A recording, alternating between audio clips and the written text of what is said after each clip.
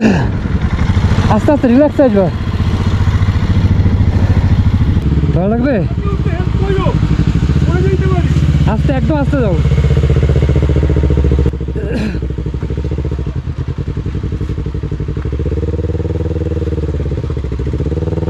একদম রিল্যাক্সে রিল্যাক্সে।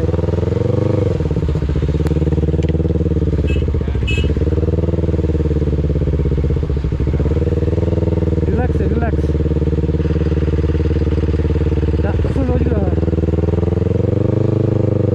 আস্তে আস্তে যাও। আর বরফের কারণে কিন্তু আমাদের গাড়ির চাকা স্কিড করতেছে, আর সেই জন্য আমরা কিন্তু আস্তে আস্তে যাচ্ছি যাতে গাড়ির চাকাটা স্কিড করে পড়ে না যায়। আর আলহামদুলিল্লাহ আমাদের কোনো এখন এরকম দুর্ঘটনা ঘটেনি। তো এখন জজিলা পাস থেকে বেরিয়ে যাচ্ছে আস্তে আস্তে। আর বরফ টরফ দেখতে পাচ্ছেন কি পরিমাণ বরফ হয়ে রয়েছে এখানে।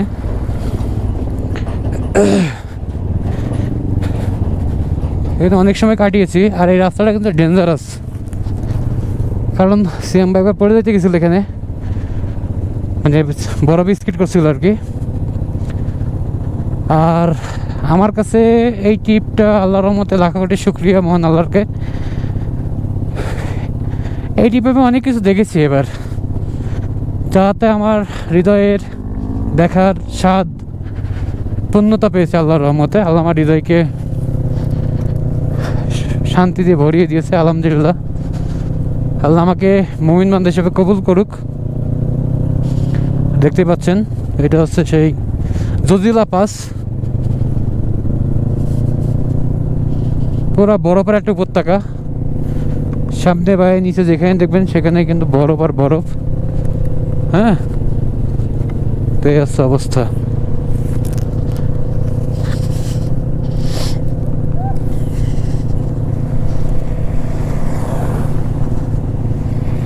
আর অলরেডি সোনো অ্যাক্টিভিটি কিন্তু শুরু হয়ে গেছে, সোনো অ্যাক্টিভিটিও করে এই টাইমে। ঠিক আছে ব্যাপার স্যাপার আর কি।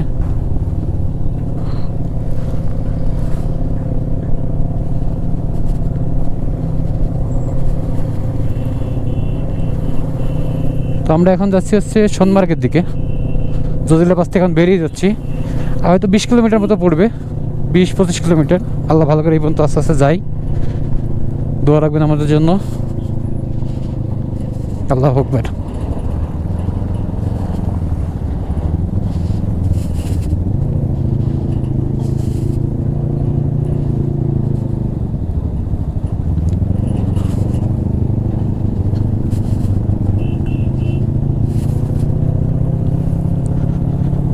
সুবহানাল্লাহ, আল্লাহু আকবার, সুবহানাল্লাহ সুবহানাল্লাহ। অনেক সুন্দর,